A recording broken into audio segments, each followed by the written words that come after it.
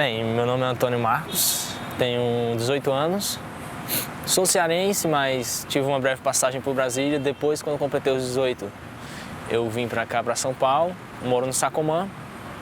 O que eu poderia falar para vocês? Não, você é cearense de onde? Sou de Ipueiras, Ceará. Conta um pouquinho, como é que você veio para cá há quanto tempo? Bem, eu saí de casa dos meus pais com 17 anos, fui para Brasília para estudar. Terminei o ensino médio, queria começar a cursar a faculdade.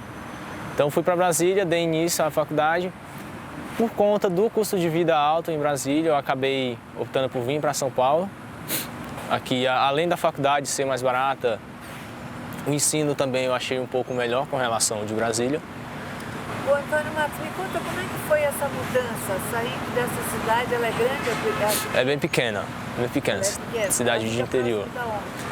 Bem, ela fica a 400 quilômetros da capital, Fortaleza.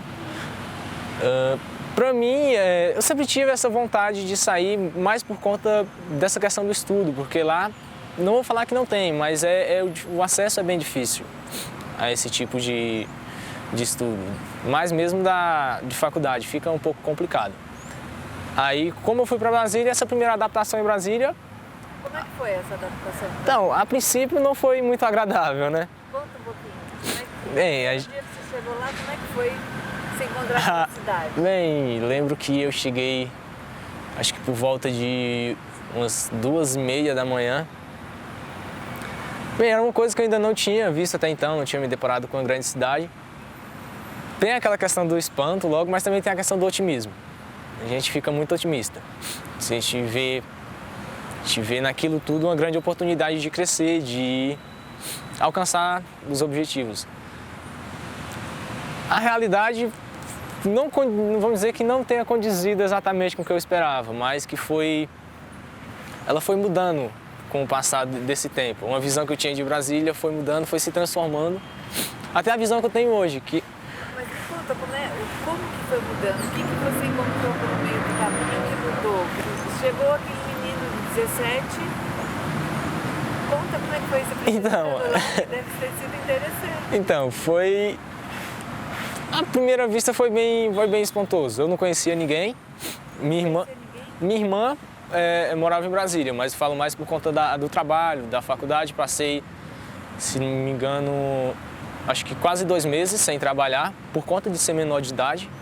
Ficava ruim de encontrar um emprego. Consegui encontrar um emprego e comecei a trabalhar, mas a adaptação na faculdade foi bem difícil, porque eu estava lidando com realidades totalmente diferentes. Pessoas que trabalhavam durante o dia, pessoas que de outros países.